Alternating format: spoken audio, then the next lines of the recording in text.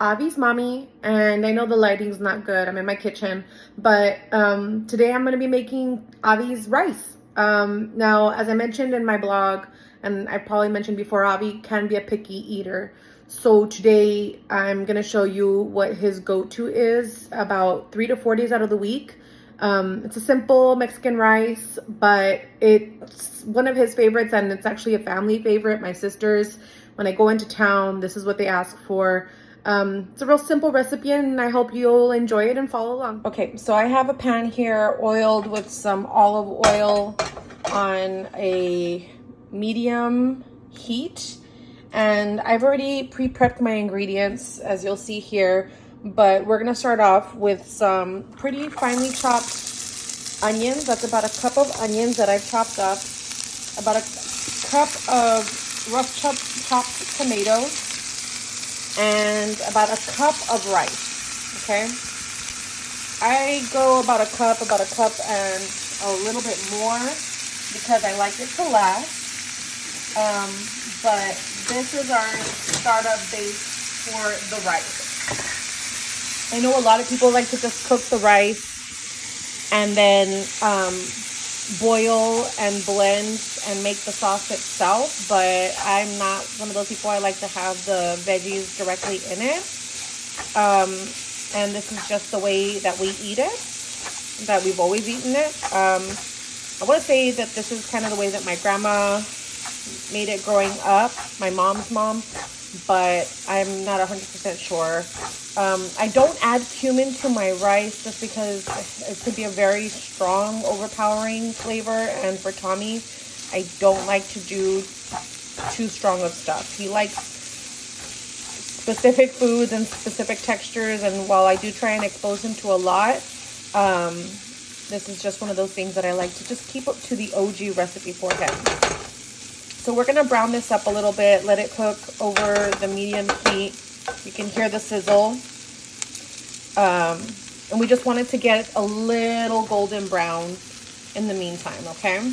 Now, while that's browning, we're going to add our seasoning. And in this, I have about a tablespoon of lemon pepper, half a tablespoon of garlic powder, and a full tablespoon of the Knorr tomato caldo. That is the secret to this. The lemon pepper, it adds this really nice flavor to the rice, and it keeps me from having to add like extra salt and extra pepper. But this is just, it gives it color, it gives it great flavor, and it gives it a really nice richness to it. So that cooks up for a few minutes. It's sticking a little bit, which is fine, because what we're going to do, because I'm cooking it high, is we're going to add double the amount of water that we have rice here. So here we go. We're going to add the water to the rice. You hear that lovely sizzle. We want to make sure that that goes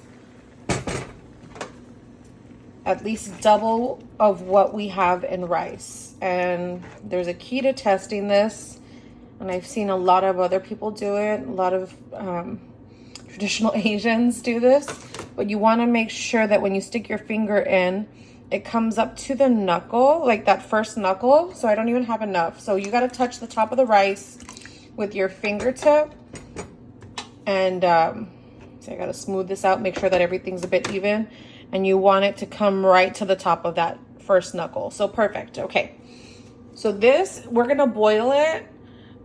We got to make sure it simmers or boils for at least 10 minutes, and then we're gonna cover it, bring it down to like a low, medium, low. I don't know what that is. Like, I usually put it at 2 on my electric stove, but we're gonna make sure that this just boils for at least 10 minutes, and then we're gonna bring it down, cover it, put it on a 2, and then we'll steam it afterwards on off and just let everything become nice and fluffy, okay? So you see she's already starting up here. I did forget to mention that I add, oftentimes I'll add more veggies to the rice. Today I'm adding about a cup of corn, just regular canned corn to it. Tommy doesn't like to eat vegetables plain, so carrots, sometimes some kidney beans, corn, potatoes, whatever I have extra of after making the salads of the week, I'll put them in there and let them cook along with the rice. Just because he'll eat things if they're cooked up, not if they're fresh. So adding them to things like soups and salads and soups and rice, it's a great benefit for him nutritionally, because he doesn't get his like regular veggies any other way, as it is with many children with sensory and nutritional issues, where they stick to the foods that they know and then they don't eat anything else. So adding these things in here, they might eat it. They might enjoy the texture a little bit better. You know, I mentioned it before, but you have to really try everything, because you never know when that one thing that he didn't like, he'll like it in another way.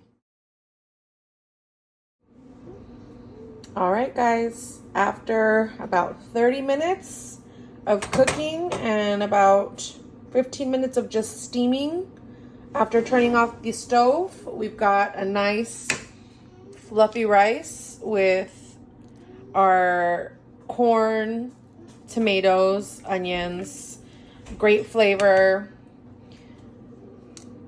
She's a little hot right now, so I'm gonna let it cool down and then I'm gonna feed Tommy. This is his dinner. I'm gonna shred up some chicken and mix it in there. And this is our go-to. This is what we eat, or what he eats. I can't say we, because I don't do it, but this is what he eats, 2 to 3 nights out of the week with some chicken. Otherwise, I'm making him another recipe, which I'm going to give y'all, of dal chawal, which is steamed white rice and a lentil puree soup. That's a Pakistani or Desi recipe. It's not my recipe. I've adapted it from the internet and from the aunties, but this is what we're going to do tonight. Thank you for joining in, and I hope you like this.